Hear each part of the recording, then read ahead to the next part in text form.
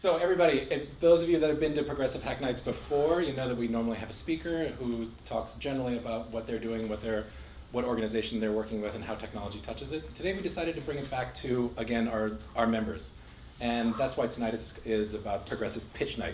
So what we're doing, you guys have been at breakouts. We've had groups that come here with specific projects, specific needs that they have. What we want to do is get a more holistic idea of what those projects are doing. So we've got 2 projects here tonight.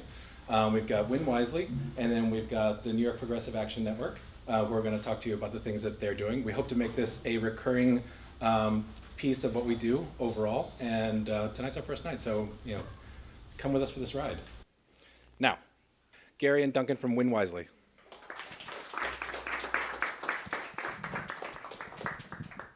Gentlemen. Thank you so much. So I'm Gary Krane and Duncan Magnuson. We're 2 of the co-founders of WinWisely. And basically, our WinWisely is basically Kickstarter meets movement organizing. And what our mission is basically is twofold. One is to help the 2 to 4 million people out there that we believe really want to do a lot more than show up at a rally, call a couple of members of Congress, or go to a protest. They want to do the kind of hard work we saw in the Bernie campaign or that we saw at Dakota Access Pipeline. And twofold is for all those organizations out there that unless they can figure out a way to recruit, commit, and support massively larger numbers of volunteers, it's going to be too late to save the planet and save democracy. So here's how it works. So the user comes to WinWisely, and the first thing he's going to be doing, let me get over here, is picking what kind of organization that he's most interested in getting involved in. It could be corporate media education, environmental, minimum wage, whatever. But let's say, for purpose, this is a clickable demo, he chooses environmental, climate justice, and he can also choose the distance. And we'll also add another thing where if it's an emergency, you can choose urgent things. And then we'll see the various on the left, there'll be basically examples of direct action noted by the red bar, and conventional organizing like brand new Congress, passing a fracking ban in Pennsylvania, back to direct action, blockading members of a state assembly or of Congress itself till they pass a Green New Deal, or conventional organizing. So let's say for purposes of example, and they can choose more campaigns. For purposes of example, let's say they choose ban fracking. The first thing they're going to see is this video of a canvasser really talking about the joys and wonders of canvassing to really emotionally hook and emotionally bond with the user. After that, then they'll be able to read about the goal and the strategy, the backing organization. There'll be an FAQ, will I have to go out alone, that kind of thing. And then they choose their role. It doesn't have to be canvasser. They could be choosing other things, but we'll get back to that in a minute. And here comes our first major innovation, which is crowd acting. So they basically are asked, how many other canvassers do you need to see willing to canvass for you to be willing to canvass, say, 100 doors on a weekend? And they're told that the minimum number of canvassers needed to start the campaign are 1,000. To get to critical mass, where it starts to logarithmically or exponentially take off, is 10,000, and then to really succeed is 30,000. These populate depending on the role the person chooses. And then they move the slider bar to the number that they feel comfortable. So it really gives control finally to the user as to how much risk they want to take with their time. It makes it much easier to recruit much larger numbers very, very quickly.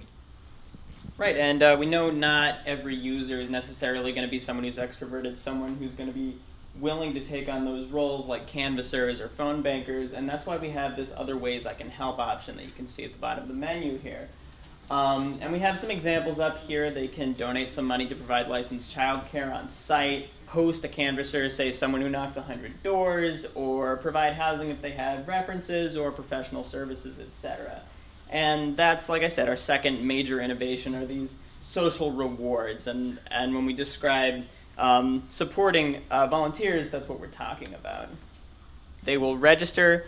After they've selected their role, they'll get a big thank you. And our third major innovation is this, what you see up here. They have the chance to connect to others in their area, so they can put in their zip code, and that's how we build those vital peer-to-peer bonds. We know that that's really important in community organizing, and this will give the chance for users to be connected to others in their zip code and it'll help not only support users, get them more likely to get out into the community and less likely to flake on their obligations, but also help organizations identify potential leaders.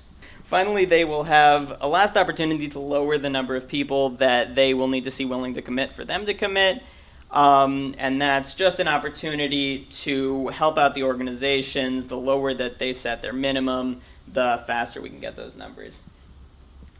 So let's say the user instead wants to actually risk arrest, do direct action, actually wants to stop a frac gas terminal, for example, because if you could stop these terminals, you'd really kill the whole fracking industry. And there's a big one now just starting construction in Tacoma. So the first thing, again, they're going to see is a video that will really existentially, really emotionally get them really into why this is worth doing, no matter how many other people show up. After all, we're talking about our mother being stabbed to death by 1,000 wounds. So this gets you kind of emotionally jazzed up, and there'll be other videos people could watch as well. And then they're basically, again, asked, what role do you want? And then if they choose resistor, but there are other roles. They could be a witness, a donor, a lawyer, that sort of thing. But if they choose resistor, those numbers get populated up here, 4,000, 14,000. So the 4,000, just explain that a little bit more, tells you where does this figure come from? So the organizers explain why they need 4,000 people willing to risk arrest to even start.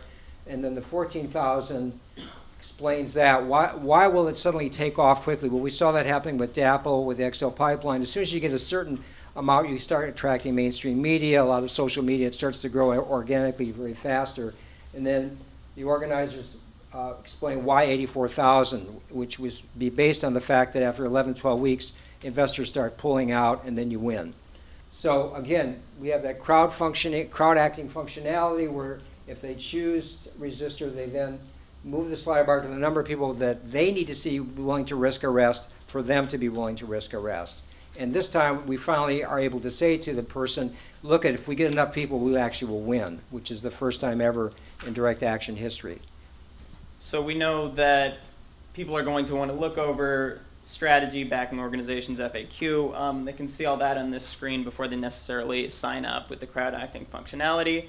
We also know that when you're talking about direct action, we have enormous security concerns. It's not just private organizations, but even the United States government under Trump can be a danger to people partaking in their legal right to protest. So we'll have this link here about privacy security concerns, and that's going to take the user to our 6-pronged security strategy. You have a version of that, our most updated version, in your handout. But essentially that says that we're not going to be keeping data. The data on these users is going to be going directly to the organizations with whom we're working. We're going to strongly encourage them to keep their data in Swedish or Swiss servers who have committed not to comply with subpoena requests. Let's see, I have a couple notes here. Yeah, that's right. The last thing is that we will have a link for users to sign up for Proton Mail, which is the most secure means of email, a quick way to get communication through, and they are also based in Switzerland, and that is the best way to provide those quick, safe communications. So they'll also be given additional ways to help, and they can provide money to backing organizations.